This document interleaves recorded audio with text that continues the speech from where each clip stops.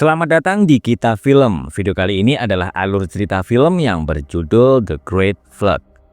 Suatu pagi di Seoul, Korea Selatan, seorang perempuan bernama Gu Anna dibangunkan oleh putranya, Shin Jae-in. Anna kemudian bangun dan melihat di luar sedang hujan deras. Saat sedang membuat sarapan, Anna heran karena air menggenangi lantai apartemennya dan dia lalu terkejut saat melihat ke arah jendela.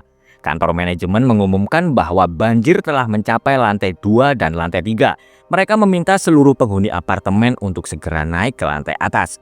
Anna adalah seorang dokter yang sedang mengembangkan mesin emosi. Saat dia sedang mengemasi barang-barangnya, tim keamanan yang bernama Hijo menelpon dan berkata bahwa mereka akan menjemputnya.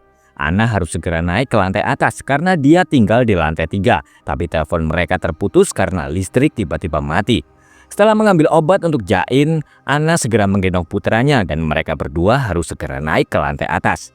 Semua penghuni apartemen panik karena air semakin naik, sementara mereka tidak bisa naik karena jalan ke lantai atas terhalang sesuatu. Anna segera berputar mencari jalan lain. Dia mengajak Jae-in bernyanyi agar tidak merasa takut, tapi mereka harus terhenti karena tangga naik terhalang barang-barang. Demi keselamatan putranya, Anna memutuskan kembali untuk bergabung dengan penghuni lain. Anna melihat Hijo di seberang gedung, tapi dia panik karena Jae-in menghilang. Melihat ombak yang sangat besar, Anna lalu teringat kejadian buruk yang dulu pernah menimpanya. Air menerjang masuk dalam gedung dan Anna kehilangan tasnya. Anna menyelam dan dia berhasil menemukan Jae-in, tapi mereka terjebak karena pintu terkunci. Beruntung, Hijo segera menolong mereka. Hijo membuat laporan bahwa dia telah menyelamatkan peneliti utama Gu dan Jae-in. Mereka bertiga akan naik ke atap gedung karena helikopter perusahaan sedang dalam perjalanan. Ternyata hujan itu bukanlah hujan biasa. Hijo menjelaskan bahwa 3 jam yang lalu asteroid menghantam Antartika. Semua es mencair menuju ke utara bersama air laut. Sebenarnya kejadian itu sudah diprediksi, tapi sengaja dirahasiakan karena tidak dapat dicegah dan umat manusia akan punah hari ini. Anna ternyata adalah peneliti yang bertugas membuat manusia baru. Selama ini hanya ada 2 orang di dunia yang mengembangkan mesin emosi, tapi atasan Anna yang bernama Hyunmo dikabarkan telah hilang tenggelam. Anna bingung karena dia tidak bisa melanjutkan pengujian mesin emosi tanpa atasannya. Hijo mengatakan bahwa tim lain sudah menyelesaikan riset. Mereka menciptakan tubuh yang mirip manusia, cerdas dan bisa bereproduksi. Dan sekarang yang tersisa hanyalah mesin emosi. Jae-in tiba-tiba ingin buang air besar dan mereka terpaksa harus ke toilet. Anna menelpon ibunya yang juga sedang terjebak banjir. Dia mendengar suara orang-orang berteriak ketakutan dan telepon kemudian mati. Pipa gas tiba-tiba meledak. Mereka bertiga kemudian berusaha memanjat ke lantai atas, tapi Anna terjatuh ketika akan menyelamatkan Jae-in. Anna berhasil selamat dan berenang menggunakan papan. Dia lalu mendengar suara orang yang sedang terjebak di dalam lift. Dia bernama Lee Jisoo. Anna segera mencari alat untuk menolong Jisoo, tapi dia melihat 2 orang pria yang sedang menjarah barang-barang milik penghuni apartemen. Ombak besar tiba-tiba menghantam dan Anna teringat kecelakaan yang dulu pernah menimpanya. Saat itu mobil Anna terjatuh ke sungai dan suaminya meninggal akibat kecelakaan itu. Anna berhasil selamat dan bertemu dengan Hijo, tapi dia kemudian panik karena Jae-in kesakitan. Ternyata Jae-in sebenarnya bukanlah manusia, melainkan robot ciptaan Hyunmo dan Anna.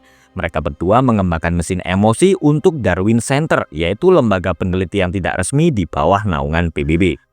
Hujan berhenti sementara, tapi matahari mulai terbenam. Hijo memberitahu bahwa Anna harus pergi ke tujuan akhir sendirian karena Darwin Center akan membawa Jae-in. Hujan tiba-tiba turun lagi dan mereka bertiga harus segera naik ke atap gedung. Anna melihat seorang perempuan yang akan melahirkan, tapi dia tidak bisa menolongnya karena air semakin naik. Melihat itu, Jae-in lalu bertanya apakah dulu Anna juga kesakitan saat melahirkannya. Anna menangis karena dia tidak ingin berpisah dengan Jae-in. Dia memohon agar Hijo melepaskannya. Mendengar itu, Hijo mengatakan bahwa Hyunmo sebenarnya tidak mati tenggelam, tapi dia memilih mati daripada harus berpisah dengan putrinya yang juga diciptakan dari mesin emosi. Darwin Center membutuhkan Jae-in untuk membuat mesin emosi lagi, dan Anna terkejut karena mereka tiba-tiba membunuh Hijo. Kepala tim keamanan lalu berkata bahwa mereka semua akan mati di situ dan hanya Anna yang akan pergi. Tim keamanan Darwin Center mengekstraksi kesadaran Jae-in ke dalam sebuah perangkat penyimpanan digital. Anna kemudian diangkut ke sebuah roket menuju stasiun di orbit.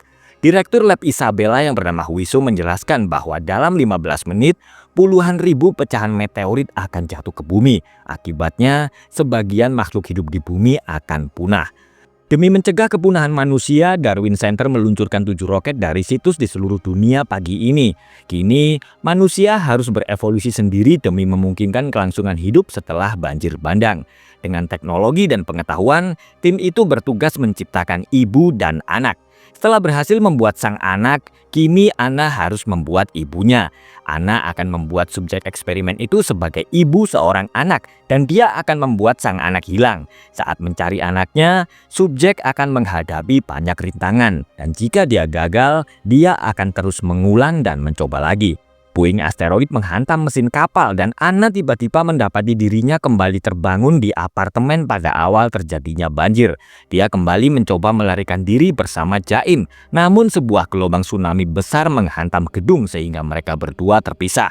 Anna berusaha mencari Jain tapi dia tertabrak mobil yang hanyut.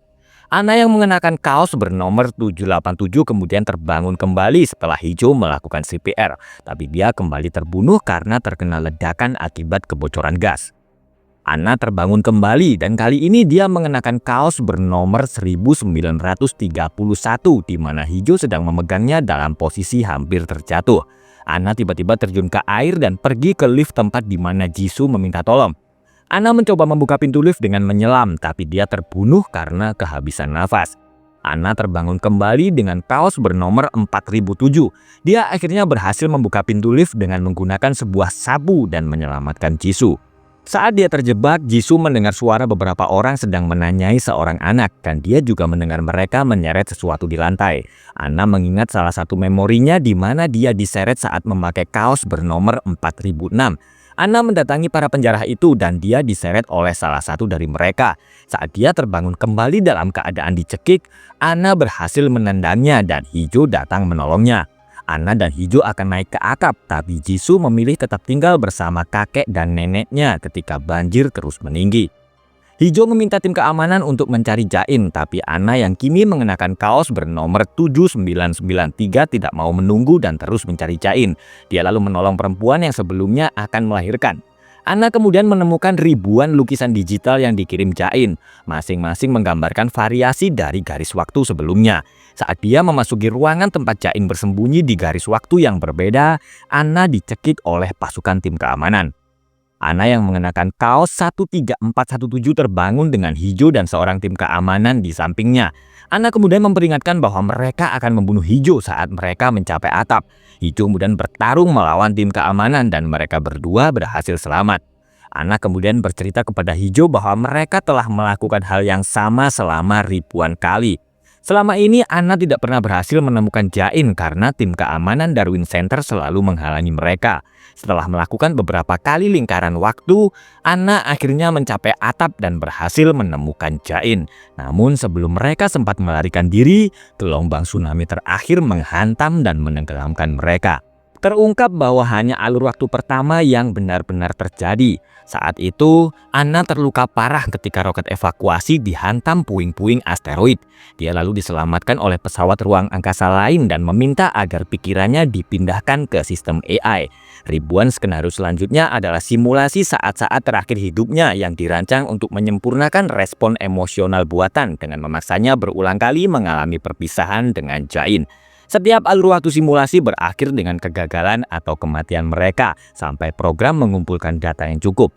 Di stasiun ruang angkasa, proyek tersebut akhirnya berhasil diselesaikan. Tubuh buatan kemudian dibuat untuk Anna dan Jain. Kesadaran mereka lalu dipasang dan mereka akhirnya diizinkan untuk melanjutkan hidup bersama sebagai seorang ibu dan anak. Terima kasih sudah menonton dan jangan lupa subscribe channel Kita Film untuk alur cerita film berikutnya.